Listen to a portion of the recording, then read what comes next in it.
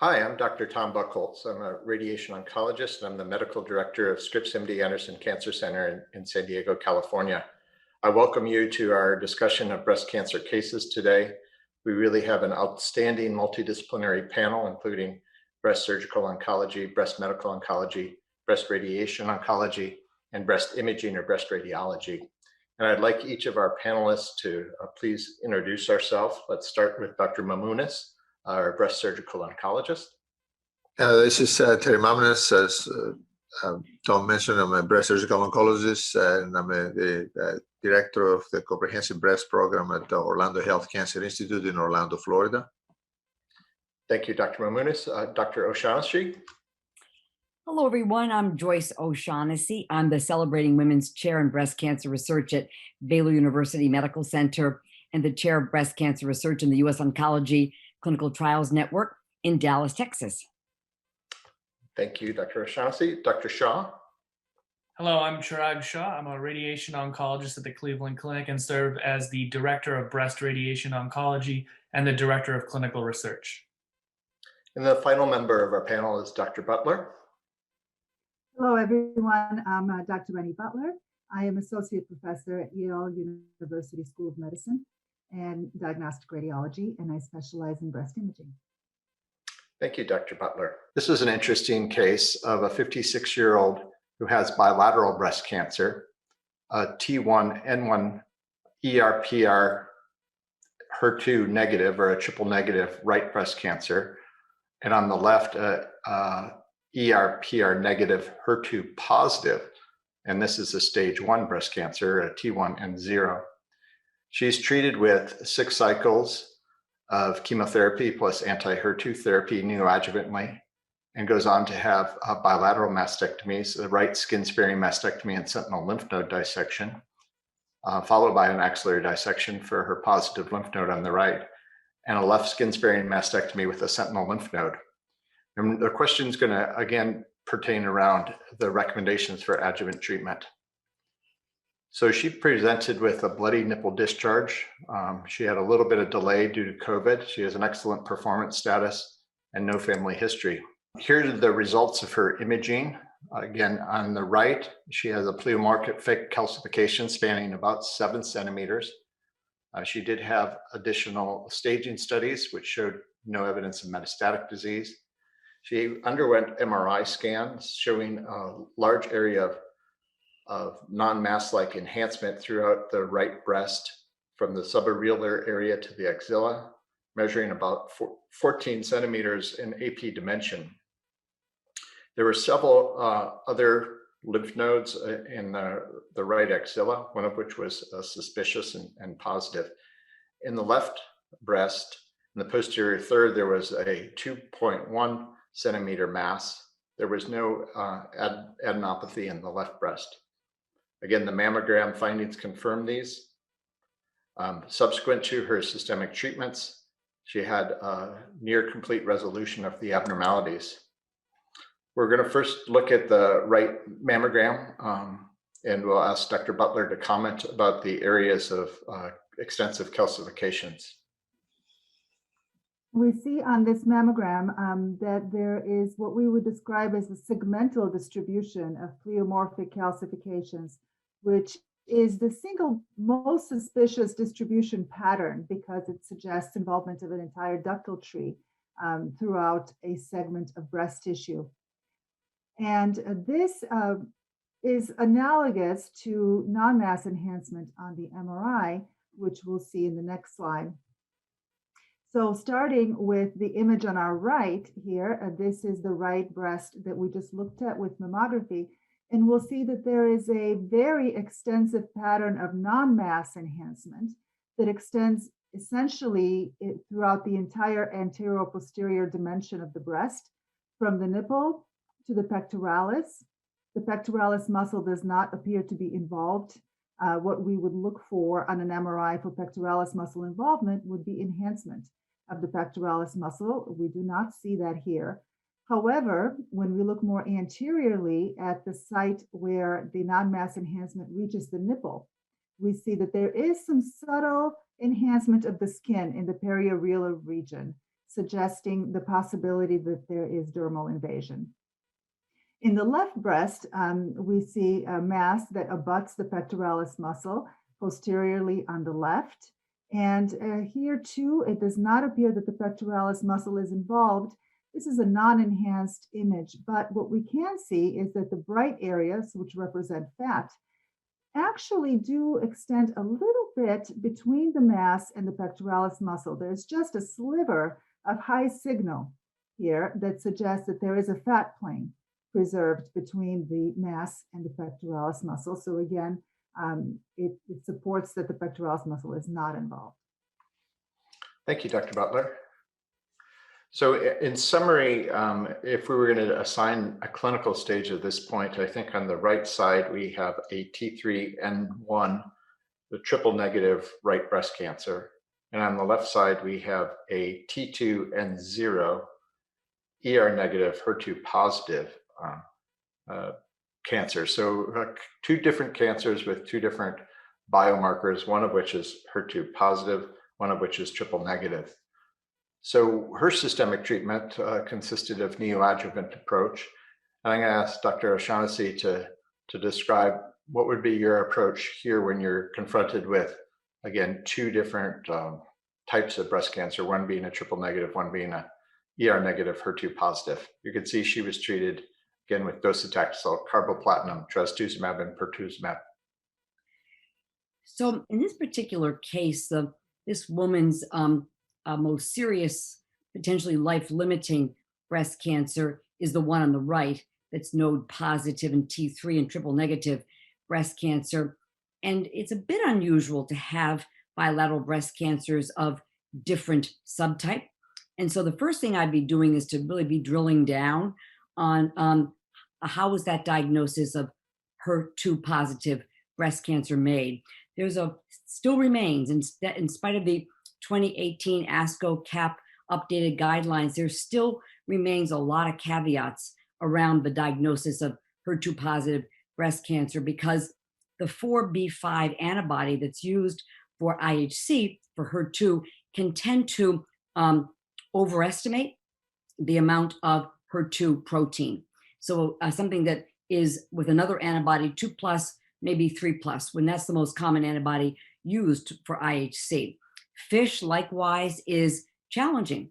And so in this case, if I have a 3+ on the HER2, I would want to know what the FISH was. But in addition to the ratio, it's very important to look at the average HER2 gene copy numbers. Because, for example, if somebody was just a little bit over 2 on their ratio, they could get there because of the CEP17 copies per cell could be decreased because of deletion of some of the CEP17.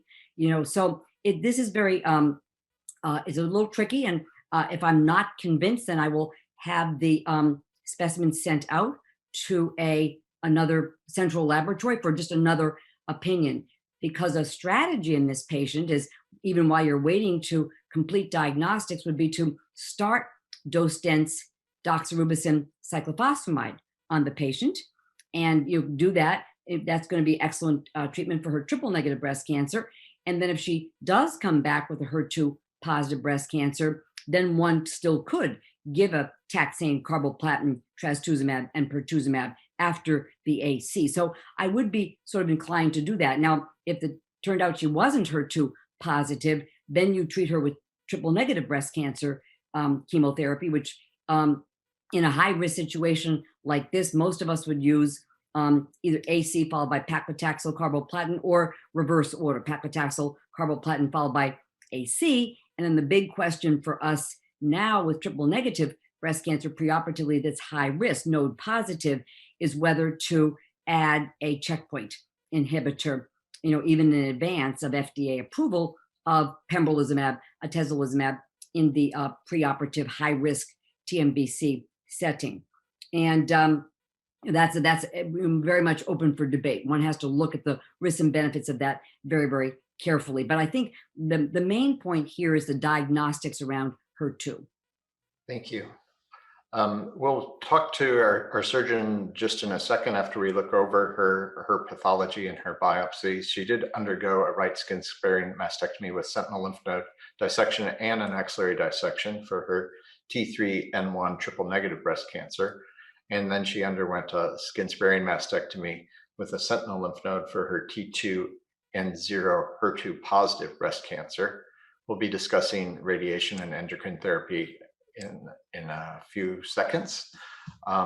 Here's some more information regarding the pathology. Again, on the right, both the disease was confirmed in the breast and the axilla by biopsies, and the panel is shown here. She had a very high Ki67, ER negative, PR negative, and HER2 by FISH was negative with a ratio of 1.1. On the left, her breast biopsy showed a high grade with a Ki67 up to 50%, ER negative, PR negative, and HER2 was positive 3+ by IHC. Her pathology from her mastectomy specimen is showed on the 12/18/2020 description. On the right breast, there was a 3 centimeter area of residual disease with treatment effect from the chemotherapy. The largest foci over this 3 centimeter area was 6 millimeters. She did have some residual DCIS. She did have lymphovascular space invasion, and 2 out of the 31 lymph nodes removed contained carcinoma. In the left breast, which was again T2N0 HER2 positive, she did find rare foci of residual invasive carcinoma, a large area of pre-treatment effect, and the sentinel lymph node biopsy in this side was negative. So, Dr. Mamounis, do you, again, your thoughts on proceeding? Would this be a case that you'd probably be hesitant to do a nipple sparing approach given the MRI findings, or can you comment on your approach surgically for this case? Yes, I would agree. I think based on the MRI enhancement that was going all the way to the nipple area, I think that patient is not a very good candidate for nipple sparing mastectomy. And particularly since it appears that she still has residual disease even, after the neoadjuvant approach. So I think I would have proceeded also with skin sparing mastectomy. Typically, if you do skin sparing mastectomy on one side, and the patient wants to have bilateral mastectomy, we still offer skin sparing mastectomy on the other side for symmetric purposes of reconstruction. Obviously, another reason that sometimes patients are not candidates for nipple sparing mastectomy is the ptosis in the breast, which makes them, from a plastic reconstructive standpoint, not candidates, but also involvement, of course, on the nipple from an oncologic standpoint is a reason. And I would, again, have offered her a sentinel lymph node biopsy if the nodes have become clinically normal on the right side. But obviously, if the sentinel lymph node biopsy, and again, going through the targeted axillary dissection approach that I described earlier, if the sentinel nodes or the targeted lymph node, clip node was positive, then I think a completion axillary dissection is the standard.